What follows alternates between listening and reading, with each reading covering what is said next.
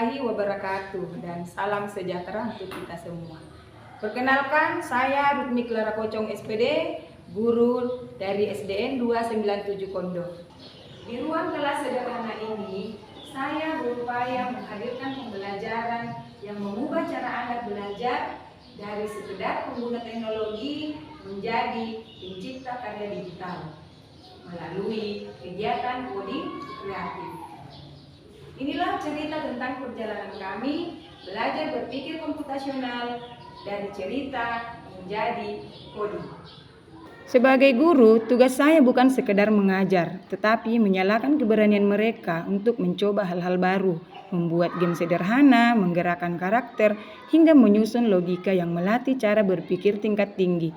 Disinilah transformasi itu terjadi, di tengah tawa, percobaan yang gagal, dan rasa bangga saat karya mereka akhirnya berhasil. Anak-anak zaman sekarang sangat dekat dengan gawai dan internet. Kita sering melihat anak-anak tenggelam dalam layar ponsel, bermain game, menonton video, dan menjadi konsumen dari teknologi. Namun, apa jadinya jika mereka tidak hanya memainkan game, tetapi menciptakan game mereka sendiri? Itulah yang terjadi di kelas ini. Ketika bel berbunyi, suasana berubah. Anak-anak yang tadinya hanya memegang gawai untuk bermain, kini duduk dengan penuh semangat di depan laptop. Mereka belajar menggerakkan karakter, menyusun logika, dan menulis kode sederhana yang membuat imajinasi mereka hidup. Tawa, sorakan, dan teriakan berhasil memenuhi ruangan. Mereka bukan lagi pengguna pasif, tetapi pencipta yang berani mencoba, bereksperimen, dan berkolaborasi. Inilah transformasi yang saya yakini. Dari sekedar bermain game di HP, kini mereka menciptakan dunia digital versi mereka sendiri. Pembelajaran hari ini dimulai dengan satu pertanyaan sederhana. Bagaimana sebuah robot bisa bergerak dengan tepat? Saya kemudian memperkenalkan konsep algoritma, yaitu urutan langkah yang jelas dan teratur untuk menyelesaikan sebuah tugas. Di depan kelas, saya menyiapkan kartu-kartu perintah seperti maju 2 langkah, belok kanan, lompat, atau ambil objek. Anak-anak mulai menunjukkan rasa ingin tahu. Mereka tidak hanya mendengarkan, mereka mencoba memahami bahwa di balik setiap gerakan dalam teknologi ada logika yang harus disusun dengan benar. Setelah penjelasan singkat, saya mengajak siswa membentuk kelompok kecil. Masing-masing kelompok mendapat satu set kartu urutan langkah. Tugas mereka adalah menyusun algoritma untuk memandu seorang teman yang berperan sebagai robot.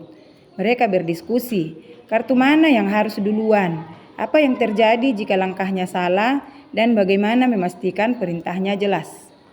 Suasana kelas menjadi hidup. Di satu sudut, seorang siswa maju dengan gaya kaku seperti robot, mengikuti instruksi teman-temannya. Di sudut lain, terdengar tawa ketika robot salah arah karena perintah yang kurang tepat. Saya mengamati sambil sesekali memberi pertanyaan pemantik. Mengapa robotnya salah? Langkah mana yang perlu diperbaiki? Bagaimana cara membuat perintah lebih logis? Perlahan siswa mulai memahami. Mereka belajar bahwa algoritma bukan sekedar teori, tetapi proses berpikir dan terstruktur, mengamati masalah, menyusun langkah, mencoba, memperbaiki, dan bekerja sama. Pada akhir kegiatan, siswa menyimpulkan sendiri bahwa setiap gerakan robot, bahkan setiap game yang mereka mainkan, dibangun dari urutan langkah yang tertata. Metode pembelajaran mendalam membuat mereka tidak hanya mengetahui konsep, tetapi mengalami langsung bagaimana logika itu bekerja. Ketika pembelajaran coding dimulai, kelas yang tadinya biasa berubah menjadi ruang kreativitas tanpa batas. Anak-anak membuka laptop mereka dan layar-layar itu segera dipenuhi warna, karakter, dan ide-ide yang muncul dari imajinasi mereka sendiri. Saya mengawali dengan memperkenalkan konsep dasar, bagaimana sebuah karakter bisa bergerak, berbicara, atau berubah warna. Siswa mulai mencoba blok-blok kode sederhana, menyusun perintah, menguji, lalu memperbaiki. Dari proses kecil inilah pembelajaran bermakna dimulai. Mereka merancang latar, menentukan tokoh utama, menambahkan skor, dan membuat tantangan. Terkadang game mereka tidak berjalan mulus, karakter tersangkut, skor tidak bertambah atau suara tidak muncul.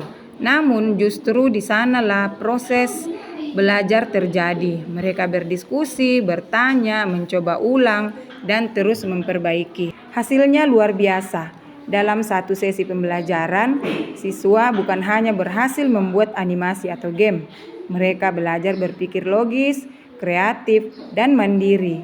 Mereka merasakan bahwa teknologi bukan sesuatu yang jauh atau sulit, tetapi sesuatu yang bisa mereka ciptakan sendiri. Hasil karya siswa sangat membanggakan. Mereka berhasil membuat animasi interaktif dan permainan sederhana. Bagi saya, keberhasilan terbesar bukan hanya pada produknya, tetapi pada proses yang membentuk karakter anak-anak berpikir kritis, bekerja sama, dan percaya diri untuk berinovasi. Dari proses pembelajaran ini, terlihat perubahan nyata pada siswa. Mereka tidak hanya mampu membuat animasi dan game sederhana, tetapi juga menunjukkan peningkatan dalam cara berpikir logis, kreativitas, dan kemampuan memecahkan masalah. Di akhir pembelajaran, guru dan siswa melakukan refleksi. Saya mengajak mereka mengingat kembali perjalanan hari ini, dari mencoba, mengalami kegagalan, hingga berhasil menciptakan animasi dan game yang membanggakan. Saya menyadari bahwa setiap langkah kecil yang siswa ambil telah menunjukkan perkembangan besar dalam cara mereka berpikir dan bekerja. Siswa pun berbagi pengalaman mereka. Ada yang merasa bangga karena berhasil memperbaiki kode yang sempat error, ada yang senang karena animasinya bergerak sesuai rencana, dan ada pula yang baru menyadari bahwa membuat game membutuhkan kerjasama dan ketelitian. Mereka menyimpulkan bahwa belajar coding bukan hanya tentang komputer, tetapi tentang kesabaran, keberanian mencoba, dan tidak takut salah. Bagi saya, momen refleksi ini mengingatkan bahwa pembelajaran yang bermakna bukan diukur dari hasil semata, tetapi dari proses tumbuhnya kepercayaan diri dan cara berpikir siswa. Menjadi guru transformatif berarti menciptakan ruang bagi siswa untuk belajar mencipta. Dengan coding, kita menyiapkan generasi yang tidak hanya bisa menggunakan teknologi, tapi juga membangun masa depannya. Saya Rutmik Lara Kocong SPD, guru SDN 297 Kondo, berkomitmen untuk terus berinovasi dalam menghadirkan pembelajaran digital yang bermakna. Terima kasih telah mengikuti perjalanan pembelajaran coding di kelas kami. Setiap gambar, setiap tawa, dan setiap karya adalah bukti bahwa siswa mampu berkreasi ketika diberi kesempatan untuk mencoba dan berkembang. Dokumentasi ini menjadi saksi bagaimana mereka belajar, berkolaborasi, dan tumbuh menjadi pembelajar yang percaya diri. Semoga pengalaman ini menginspirasi lebih banyak guru, sekolah, dan siswa untuk terus menghadirkan pembelajaran yang kreatif dan bermakna. Sampai jumpa di inovasi berikutnya.